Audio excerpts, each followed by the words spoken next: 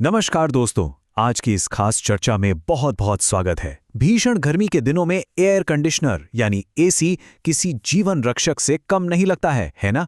आजकल तो ये लगभग हर घर, ऑफिस और दुकान का एक अहम हिस्सा बन चुका है। लेकिन क्या कभी इस बात पर गौर किया है कि एक साधारण सा दिखने वाला बंद डब्बा उबलते हुए कमरे को कुछ ही मिनटों में कश्मीर जैसा ठंडा कैसे कर देता है? आज हम एसी के काम करने के वैज्ञानिक तरीके और इसकी 3D मैकेनिक्स को बहुत ही बारीकी से समझने वाले हैं। तो चलिए विज्ञान के इस शानदार सफर पर चलते हैं।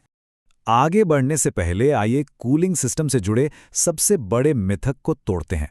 सवाल बहुत सीधा है, क्या एसी मशीन सच में ठंडी हवा पैदा करती है? ज्यादातर लोगों को शायद यही लगता है कि एसी के अंदर कोई बर्फ की फैक्ट्री या कूलिंग प्लांट लगा है जो ठंडी हवा बनाकर बाहर फेंकता है। लेकिन विज्ञान की कहानी कुछ और ही है। आज के हमारे इस एक्सप्लेनर का एजेंडा बिल्कुल साफ है। 1. एसी का सबसे बड़ा सच। 2. गर्मी सोखना evaporator coil. 3. High pressure compressor का काम। 4. गर्मी बाहर कंडेंसर और वाल्व। 5. बिजली की खपत और इन्वर्टर। और 6. सही कूलिंग के लिए रखरखाव। ये एक ऐसा मजेदार सफर होगा जो दिखाएगा कि कमरे की गर्मी का एक एक कण आखिर बाहर कैसे निकाला जाता है। तो चलिए बढ़ते हैं सेक्शन 1 की तरफ। एसी का सबसे बड़ा सच, गर्मी बाहर निकालना। थर्मोडायनामिक्स यानी ऊष्मा गतिकी को समझने के लिए हमें अपने सोचने के नजरिए में एक बहुत बड़ा बदलाव करना होगा। और वो बड़ा सच ये है कि एसी कोई ठंडी हवा नहीं बनाता। जी हां, बिल्कुल सही सुना। असल में ये एक एक्सट्रैक्शन मशीन की तरह काम करता है, जिसका इकलौता काम कमरे से गर्मी यानी हीट को बाहर खींचना है। देखिए, विज्ञान में ठंड जैसी कोई चीज होती ही नहीं है। ठंडक तो केवल गर्मी की अनुपस्थिति है। जब मशीन कमरे के अंदर मौजूद गर्मी को सफलतापूर्वक सोख कर बाहर निकाल देती है, तो पीछे जो बचता है, बस वही ठंडक का एहसास है। सेक्शन 2, गर्मी सोखना इवेपोरेटर कॉइल। अब ये देखना बहुत दिलचस्प है कि कमरे के अंदर गर्मी के एक कण की आधिकारिक यात्रा आखिर शुरू कहां से होती है। इस पूरी प्रक्रिया का जो मुख्य हीरो है ना, वो है रेफ्रिजरेंट। ये एक अदृश्य और बेहद खास तरह की गैस है जो इवेपोरेटर कॉइल के अंदर लगातार बहती रहती है। मान लीजिए कि इस गैस का जन्म ही हवा से गर्मी चुराने के लिए हुआ है। गर्म हवा के संपर्क में आते ही ये तुरंत सारी गर्मी सोख लेती है। इवेपोरेटर कॉइल पर यह काम बड़े ही सटीक तरीके से होता है। सबसे पहले एसी का पंखा कमरे की गर्म हवा को अंदर खींचता है। जैसे ही ये गर्म हवा कॉइल के ऊपर से गुजरती है, अंदर मौजूद रेफ्रिजरेंट गैस एक स्पंज की तरह उस हवा की सारे गर्मी को सोख लेती है। अब चूंकि हवा से गर्मी पूरी तरह छिन चुकी है, वो हवा एकदम ठंडी हो जाती है और एसी उसी ठंडी चिल्ड हवा को वापस कमरे में भेज देता है। सेक्शन 3, हाई प्रेशर कंप्रेसर का काम। लेकिन रुकिए, कहानी यहां खत्म नहीं होती। गर्मी सोखने के बाद उस रेफ्रिजरेंट गैस का क्या होता है? अब वो गैस मशीन की गहराई में जाती है और कहानी अपने अगले और बेहद अहम चरण की तरफ बढ़ती है। ये जो कंप्रेसर है, ये असल में एसी का दिल है। जब रेफ्रिजरेंट कमरे की गर्मी सोखकर गर्म हो जाता है, तो वो सीधा कंप्रेसर में जाता है। यहाँ कंप्रेसर का काम इस गर्म गैस को बहुत ही ज्यादा दबाव यानी एक्सट्रीम हाई प्रेशर में सिकोड़ना या दबाना है। विज्ञान का एक सीधा सा नियम है, जब किसी गैस का दबाव बढ़ाया जाता है तो उसका तापमान भी बहुत तेजी से बढ़ता है। मतलब अब ये गैस पहले से कहीं ज्यादा उबलने लगती है। सेक्शन 4, गर्मी बाहर कंडेंसर और वॉल्व। आइए आगे बढ़ते हैं और देखते हैं कि कैसे ये पूरी प्रक्रिया हीट पार्टिकल की यात्रा के क्लाइमैक्स तक पहुंचती है, जो घर के बाहर लगे आउटडोर यूनिट में घटित होता है। अब वो उबलती हुई हाई प्रेशर वाली गैस आउटडोर यूनिट में मौजूद कंडेंसर कॉइल में पहुंचती है।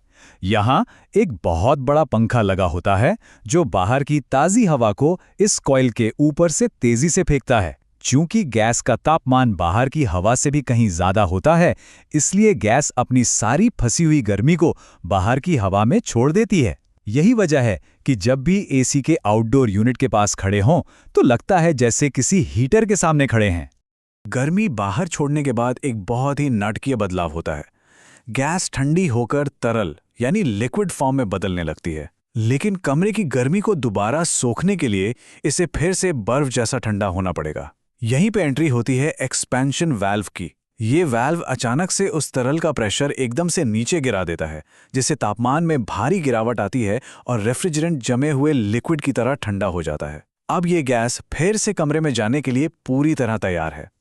तो सबसे गौर करने वाली बात यह है कि ये चारों मैकेनिकल पार्ट्स एक परफेक्ट, कभी न रुकने वाली रिले रेस की तरह काम करते हैं। इवेपोरेटर गर्मी सोखता है, कंप्रेसर प्रेशर बढ़ाता है, कंडेंसर उस गर्मी को बाहर फेंकता है और अंत में एक्सपेंशन वाल्व रेफ्रिजरेंट को फिर से ठंडा कर देता है। बस यही साइकिल बिना रुके गोल गोल घूमता रहता है। सेक्शन 5, बिजली की खपत और इन्वर्टर। चलिए अब इस फिजिक्स के पार्ट को हमारी रोजमर्रा की जिंदगी और बिजली के बिल से जोड़ते हैं। यह समझना बहुत जरूरी है कि गैस को कंप्रेस करने में सबसे ज्यादा ऊर्जा लगती है और यहीं से इन्वर्टर तकनीक की अहमियत समझ आती है। एक पुराने साधारण एसी में कंप्रेसर बार बार चालू और बंद होता है, जिससे बिजली की खपत बहुत ज्यादा होती है। लेकिन आधुनिक इन्वर्टर एसी में कंप्रेसर कभी पूरी तरह बंद नहीं होता। इसके बजाय वो कूलिंग की जरूरत के हिसाब से अपनी स्पीड को लगातार एडजस्ट करता रहता है। ये बिना रुके काम करता है और काफी ज्यादा बिजली बचाता है। एकदम गेम चेंजर है ना। सेक्शन 6, सही कूलिंग के लिए रखरखाव। अब इस वैज्ञानिक ज्ञान का फायदा उठाकर मशीन को सालों साल बिल्कुल सही स्थिति में कैसे रखा जाए, इस पर नजर डालते हैं। ये कोई ऐसे ही बनाए गए नियम नहीं हैं, बल्कि इस मशीन की सेहत के लिए बहुत जरूरी हैं। अगर फिल्टर गंदे होंगे तो इवेपोरेटर को गर्मी सोखने के लिए सही हवा ही नहीं मिलेगी। अगर आउटडोर यूनिट के आसपास जगह ब्लॉक होगी तो कंडेंसर गर्मी को बाहर नहीं फेंक पाएगा। और हां, अगर कमरे के दरवाजे बार बार खोले जाएं तो बाहर की नई गर्मी अंदर आती रहेगी, जिससे इस पूरे थर्मोडायनामिक साइकिल को बहुत ज्यादा एक्स्ट्रा मेहनत करनी पड़ेगी। वैसे पर्यावरण के नजरिए से भी इस तकनीक में बहुत बड़ा बदलाव आया है। आज के आधुनिक एसी इको फ्रेंडली रेफ्रिजरेंट गैसों का इस्तेमाल करते हैं। ये गैसें न सिर्फ बेहतरीन कूलिंग देती हैं, बल्कि हमारी ओजोन परत को भी सुरक्षित रखती हैं। तो अंत में हम उसी निष्कर्ष पर आते हैं जहां से हमने शुरुआत की थी। एसी कोई जादू नहीं करता, ये वैज्ञानिक हीट ट्रांसफर के एक शानदार निरंतर चक्र पर काम करता है। ये भौतिकी और ऊष्मागतिकी का एक बेहतरीन उदाहरण है। अगली बार जब एसी की वो ठंडी ठंडी हवा महसूस हो तो एक पल के लिए जरूर सोचिएगा, क्या वाकई में ठंडक का आनंद लिया जा रहा है या फिर बस उस गर्मी के घर से निकाले जाने का जश्न मनाया जा रहा है जिसे विज्ञान ने सफलतापूर्वक बाहर फेंक दिया है। ऐसे ही विज्ञान के अद्भुत चमत्कारों को समझते रहिए।